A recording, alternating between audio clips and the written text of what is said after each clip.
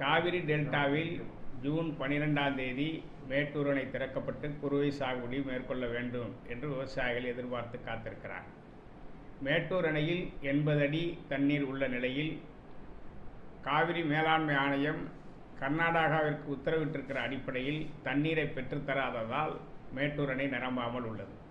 எனவே தமிழ்நாடு அரசு புதிதாக பொறுப்பேற்றிருக்கிற நிலையில் காவிரி மேலாண்மை ஆணையத்தை அணுகி உடனடியாக கர்நாடகம் தர வேண்டிய மாதாந்திர அடிப்படையிலான தண்ணீரை பெறுவதற்கான நடவடிக்கையை போர்க்கால அடிப்படையில் மேற்கொள்ள வேண்டும். தண்ணீரை முழுமையாக பெற்று 100 அடிக்கு குறைவில்லாத வகையில் அணையை திறப்பதற்கான நடவடிக்கையை மேற்கொள்ள வேண்டும். காவிரி டெல்டா மாவட்டங்களில் குறுவை சாகுபடி மேற்கொள்வதற்கு விதைகள் தட்டுப்பாடு இருக்கிறது. தனியார் விதை வியாபாரிகள் தரமற்ற விதைகளை, முளைப்பு தரமற்ற விதைகளை கொடுத்து விவசாயிகளை ஏமாற்றுகிறார்.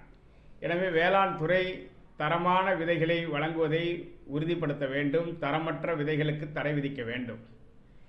இந்தியாவில் மிகப்பெரிய அளவில் உரத்தட்டுப்பாடு ஏற்பட்டிருக்கிறது.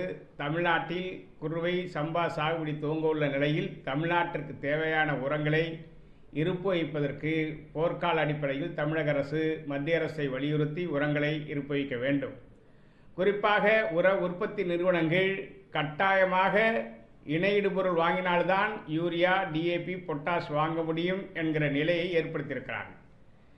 ஆனால் தமிழக அரசு விநியோகஸ்தர்களையும் வணிகர்களையும் மிரட்டுகிறதே தவிர உர உற்பத்தி நிறுவனங்கள் ஒரு மூட்டை யூரியா 270 என்றால் 500 முதல் 700 வரையிலும் இணை இடுபொருள் கொடுத்தால்தான் உரத்தை வாங்க முடியும் என்கிற கட்டுப்பாடுகளை விதித்து அப்படி இணை இடுபொருட்களை முன்கூட்டியே தெரிவிக்கிற விநியோகஸ்தர்களுக்கும் வணிகர்களுக்கும் தான் யூரியா, டிஏபி, பொட்டாஸ் போன்ற உரங்களையே அனுப்பி வைக்கிறார்.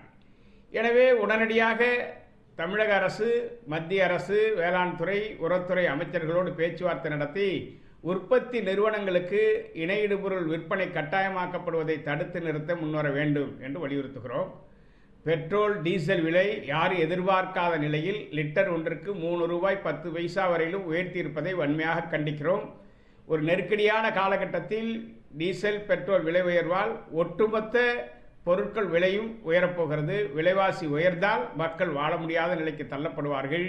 வேளாண்மையே தொடர முடியாத நிலை ஏற்படும். எனவே மத்திய அரசாங்கம் உடனடியாக பெட்ரோல், டீசல் விலை உயர்வை திரும்ப பெற வேண்டும் என்று நாங்கள் வலியுறுத்துகிறோம்.